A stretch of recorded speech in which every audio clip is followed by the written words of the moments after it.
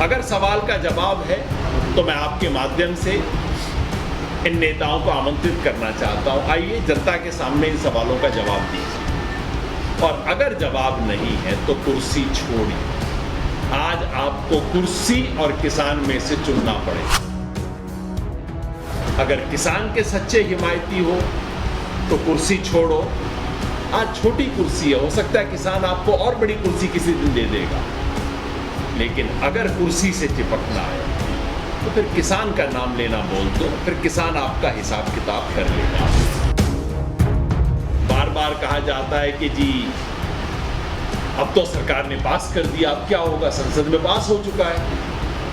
मैं कहता हूं भाई, जैसे संसद में पास हुआ वैसे ही सड़क पे फेल हो जाएगा।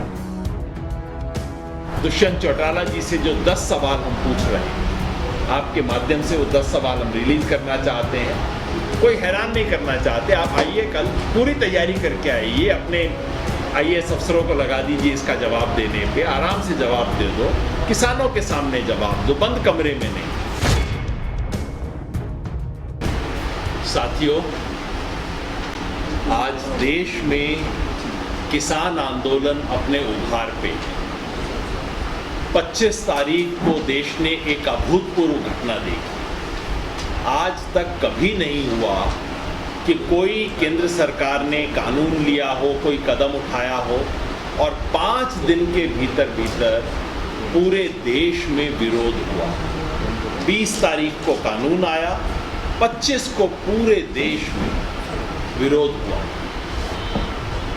ये भ्रम फैलाने की कोशिश हुई कि ना ये तो सिर्फ हरियाणा पंजाब में है, और आजकल चूंकि पूरे देश की खबर आती नहीं है, इसलिए मैं आपको बता दूं, आप पत्रकार हैं, आप जांच कर सकते हैं मेरे दावों की। सिर्फ तमिलनाडु का मैं जिक्र कर दूं, तमिलनाडु में 300 जगह किसानों ने प्रतिरोध किया। 25 तारीख को तमिलनाडु में 11,000 किसानों को हिरासत में लिया गया। कर्नाटका में 1 दिन नहीं 2 दिन किसानों ने पूरा बंद किया। वहां का कर्नाटका राज्य रैयत संघ जो है, उसने पूरा कर्नाटका को 2 बार बंद किया है पिछले 1 हफ्ते के अंदर। महाराष्ट्र के बारे में अफवाह फैलाई गई कि नहीं, महाराष्ट्र का जो शेतकारी संगठन है वो तो इस कानूनों के पक्ष में है। वहां के स्वाभिमानी शेतकारी संगठन जिसके नेता राजू शेट्टी, उन्होंने वीडियो जारी किया और प्रत्येक तहसील पर उन्होंने इन तीनों कानूनों को जलाया। पूरे देश में विरोध हुआ है, अभूतपूर्व विरोध हुआ है। किसान आज ये पूछ रहा है कि भाई आप ये जो सौगात लेके मेरे लिए आए हो, ये तो मैंने कभी मांगी नहीं। पिछले 25-30 साल में इस देश के एक भी किसान नेता ने इनमें से कोई भी कानून तो मांगा नहीं। किसान मांग रहा था MSP, किसान मांग रहा था सस्ता डीजल, किसान मांग रहा था फसल को जो नुकसान हुआ उसका मुआवजा। जो मांग रहा है वो दिया नहीं, उल्टा जो ना मांग रहा है वो उसके सर पे मार दिया। एक किसान संगठन से राय बात नहीं हुई, नहीं तो सरकार रिलीज कर दे। उस एक किसान संगठन का नाम बता दीजिए जिसने आपने राय बात की हो। आज देश का एक भी किसान संगठन इन तीनों कानूनों के पक्ष में नहीं है।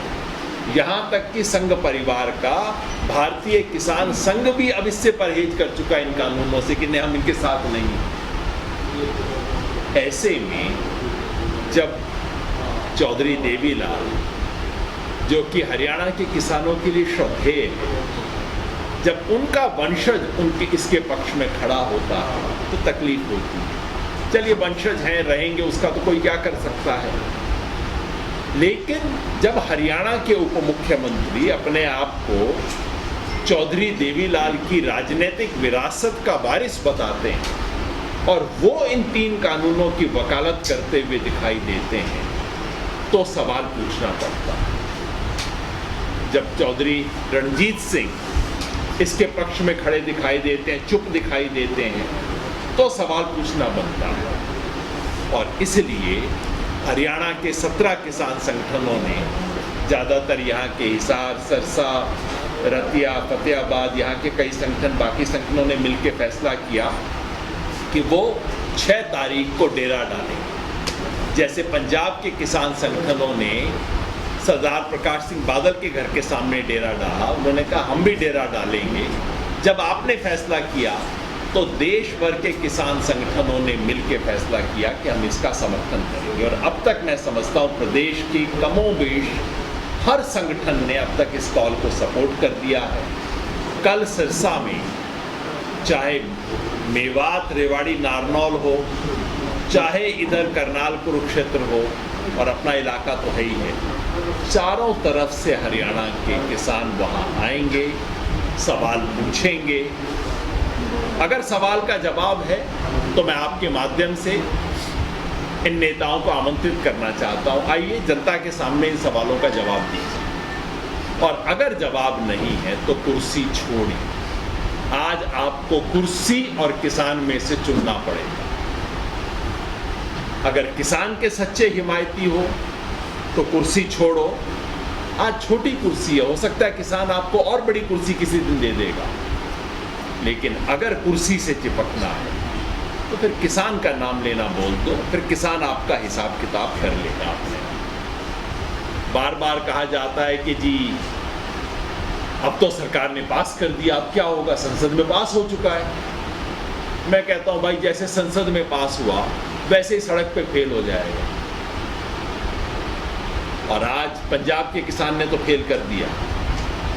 पहला विकेट पंजाब के किसान ने लिया, ये बात माननी पड़ेगी। और अब हरियाणा का किसान भी बॉलिंग सीख गया, तो दूसरा विकेट अब हरियाणा का किसान लेगा। उसके लिए सब इकट्ठे हो रहे हैं। दुष्यंत चौटाला जी से जो 10 सवाल हम पूछ रहे हैं, आपके माध्यम से वो 10 सवाल हम रिलीज करना चाहते हैं। कोई हैरान नहीं करना चाहते। आप आइए, कल पूरी तैयारी करके आइए, अपने IAS अफसरों को लगा दीजिए इसका जवाब देने पे, आराम से जवाब दे दो, किसानों के सामने जवाब दो, बंद कमरे में नहीं। क्योंकि हमारे मुख्यमंत्री जी बंद कमरे में कुछ चुनिंदा किसानों को बुला के उनके साथ AC रूम में बात कर रहे हैं। ये नहीं साहब, आओ खुले मैदान में आओ, किसान है, पूरा अदब से करेंगे, कोई बदतमीजी नहीं होगी।